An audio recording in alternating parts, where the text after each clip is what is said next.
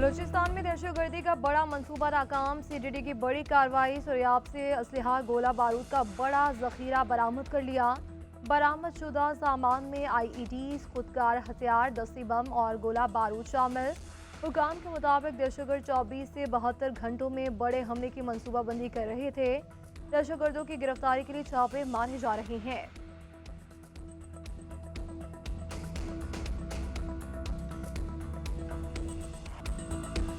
America में Trump के खिलाफ बड़े पैमाने पर मुजाहिरे शुरू। 50 अमेरिकी रियासतों में हैंड्स ऑफ के नाम से तहरीक का आगाज। शहरियों ने ट्रंप की मौशी पॉलिसियों और एलॉन मस्क की हुकूमत में शमूलियत के खिलाफ एहतजाज किया।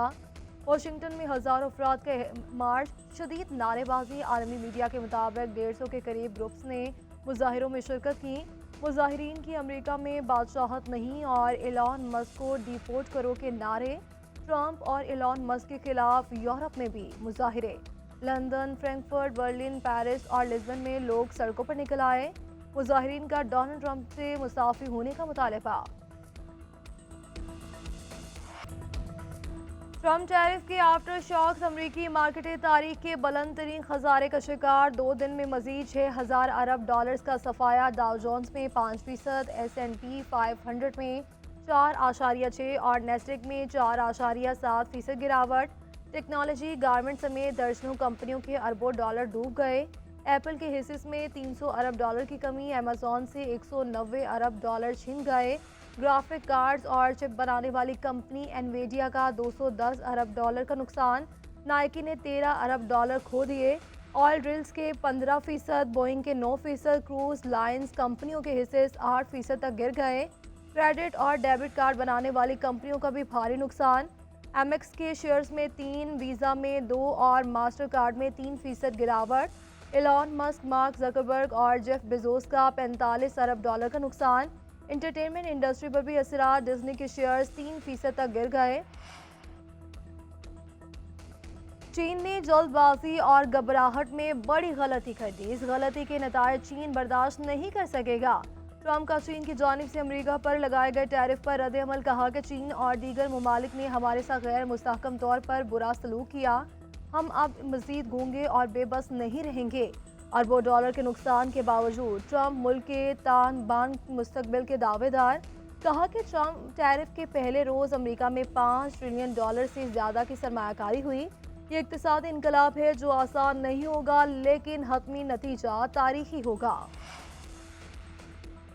टैरिफ के मामले पर अमेरिका से मुज़ाकरात करेंगे। वज़ीर आज़म ने 2 कमेटियाँ बना दी। मुल्क के मुआशी इशारे मस्बत हैं। मुआशी इस्तेहकाम को अब पायदार इस्तेहकाम में बदलना है। वज़ीर ख़जाना मोहम्मद औरंगज़ेब की मीडिया ब्रीफिंग। कहा कि ज़र मुबादला के ज़खायर बढ़े और अफरात ज़र कम हुआ। महंगाई 6 दहाइयों की कम तरीन सतह 0.7% पर है। महंगाई में कमी के असरात अवाम को मुंतकिल हुए। तरसीलात ज़र 36% होने का इम्कान है। शरह सूद कम हुई। कोशिश है कि शरह सूद मज़ीद कम हो। स्टॉक मार्केट में सरमायाकारी बढ़ रही है। मुश्किलात के बावजूद अवामी रिलीफ को तरजीह दी। पाकिस्तान की तरक्की का सफ़र जारी रहेगा। वज़ीर आज़म शहबाज शरीफ की अमीर जमात इस्लामी हाफिज़ नईम रहमान से टेलीफोनिक गुफ्तगू। हाफिज़ नईम ने बिजली की कीमतें कम करने पर वज़ीर आज़म शहबाज शरीफ का शुक्रिया अदा किया। कहा कि अवाम को मज़ीद रिलीफ देने की गुंजाइश मौजूद है। मज़ीद IPP से बात करके मुआहिदों पर नज़रसानी की जाए। दोनों रहनुमाओं का गज़ा में इसराइल की बमबारी पर बैनुल-अक़वामी क़ुव्वतों की खामोशी पर तशवीश का इज़हार। वज़ीर आज़म का सेहूनी जुल्म व जबर के खिलाफ हर फोरम पर आवाज़ उठाने की आज़म का यादा। वज़ीर आज़म से पार्टी रहनुमाओं की भी मुलाकात। ज़राए के मुताबिक स्पीकर कौमी असम्बली सरदार अयाज सादिक, वफाकी वज़ीर इत्तलात अता तारड़ और ख्वाजा साद रफ़ीक शहबाज शरीफ से मिले। बिलावल भुट्टो की तरफ से नहरों के मामले पर बयानबाजी पर तबादला ख्याल। शहबाज शरीफ ने कहा कि तमाम फैसले इत्तेहादियों के बाहमी मुशावरत से होते हैं। बिजली की कीमतों में कमी से महंगाई मजीद कम होगी। हुकूमत की मुसलसल कोशिशों से महंगाई का जल्द खात्मा मुमकिन होगा। सदर नून लीग नवाज शरीफ की बिजली सस्ती होने पर अवाम को मुबारकबाद। कहा कि मुल्क की मईशत में बेहतरी से आम आदमी की जिंदगी में बेहतरी आ रही है। हुकूमत गरीब और मिडिल क्लास की जिंदगी में आसानी लाने की पूरी कोशिश कर रही है। नवाज शरीफ ने सेक्रेटरी जनरल एहसन इकबाल को सूबाई पार्टी का इजलास बुलाकर रिलीफ के हुकूमती इक़दामात की तहसीन करने की हिदायत कर दी। حکمران غریب کو کمزور سمجھتے ہوئے غلط استعمال کر رہے ہیں، ظلم و جبر کے خلاف جنگ جاری رکھیں گے۔ مولانا فضل الرحمان کا تونسا میں جلسے سے خطاب، بولے کہ ہم نے ایک فیصلہ بھی اپوزیشن کے مشورے کے بغیر نہیں کیا۔ 26ویں آئینی ترمیم میں جے یو آئی تنہا کا ووٹ بنی اور ہمارے مسائل ایک جیسے ہیں۔ تقسیم ممکن نہیں، ہمیں امریکہ اور یورپ کی غلامی کا کہا جا رہا ہے، کسی دوسرے ملک سے آزادی کی بھیک نہیں مانگ سکتے۔ مسلمانوں پر آگ بھی برسائی جا رہی ہے اور دہشت گرد بھی کہا جاتا ہے۔ اسرائیلی وزیر اعظم جنگی جرائم کا مرتکب ہے۔ حکومت کی سردار اختر مینگل کو دھرنا ختم کرنے پر قائل کرنے کی کوشش ناکام، حکومت مذاکراتی وفد پھر لک پاس دھرنے میں پہنچا۔ Sadiq Sanjrani, deputy speaker Balochistan assembly Ghazala Gola اور دیگر اہم شخصیات شامل۔ ذرائع کے مطابق اختر مینگل گرفتار خواتین کی رہائی تک پیچھے نہ ہٹنے پر بازید رہے۔ ادھر ترجمان بلوچستان حکومت شاہد الہند کہتے ہیں کہ کچھ عناصر ریڈ زون کو یکمال بنانے پر بازید ہیں۔ حکومت نے اب تک صبر و تحمل کا مظاہرہ کیا، صوبے میں دفعہ 144 نافذ ہے، اس کی خلاف ورزی پر قانون اپنا راستہ لے گا۔ تحریک انصاف میں اندرونی لڑائی شدت پکڑنے لگی، وزیر اعلیٰ خیبر پختونخوا علی امین گنڈاپور کے خلاف رہنما کھل کر سامنے آ گئے۔ رکن قومی اسمبلی شاہرام خان ترکئی کا مرکزی قیادت سے علی امین کے بیانات کی تحقیقات کا مطالبہ، کہا کہ ایسے بیانات سے بانی پی ٹی آئی کی تحریک کو نقصان پہنچے گا۔ ہماری توجہ بانی پی ٹی آئی اور بے گناہ قیدیوں کی رہائی پر ہونی چاہیے۔ عاطف خان کا کہنا تھا کہ بانی پی ٹی آئی کی رہائی کی کوششوں کو کمزور نہیں کرنا چاہیے۔ دوسری جانب چیئرمین بیرسٹر گوہر نے رہنماؤں میں سوشل میڈیا پر جنگ بندی کروا دی۔ ذرائع کے مطابق بیرسٹر گوہر علی کی علی امین گنڈاپور سے ملاقات ہوئی، تیمور جگڑا اور اسد کیسر سے ٹیلی فونک رابطہ، تینوں رہنماؤں کو پارٹی ڈسپلن کی خلاف ورزی نہ کرنے کی ہدایت کر دی۔ تیمور جگڑا اور اسد کیسر کی پاکستان واپسی پر علی امین سے صلح کروائی جائے گی۔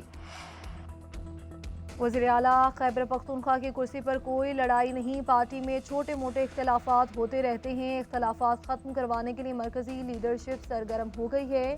رہنما تحریک انصاف شوکت یوسف زئی کی جے این این کے پروگرام فیس ٹو فیس میں گفتگو، کہا کہ بیرسٹر گوہر نے بھی وزیر اعلیٰ خیبر پختونخوا سے ملاقات کی ہے، غلط فہمیوں کے باعث اختلافات بڑھے جلد دور ہو جائیں گی۔ علی امین گنڈاپور کو بانی پی ٹی آئی کا اعتماد حاصل ہے۔ جنید اکبر کی احتجاجی کیمپ میں گفتگو، کہا کہ علی امین گنڈاپور کو ہٹانے کی کوئی بات نہیں ہوئی، انہیں بانی نے وزیر اعلیٰ بنایا ہے، وزیر اعلیٰ کے وکٹ کے دونوں طرف کھیلنے پر تبصرہ نہیں کروں گا۔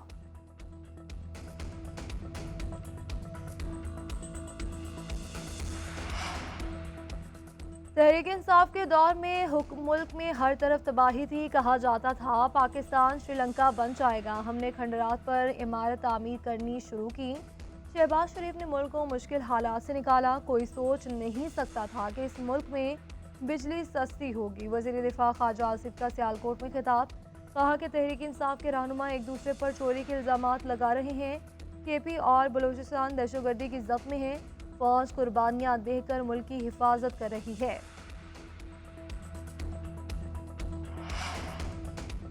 گورننس میں بہتری اور کارکردگی کا جائزہ، آئی ایم ایف وفد پاکستان میں موجود 30 محکموں کے ساتھ کارکردگی بہتر بنانے کے لیے مذاکرات کرے گا۔ وزارت خزانہ، state bank, F B R, منصوبہ بندی اور نجکاری کمیشن سے مذاکرات شیڈول۔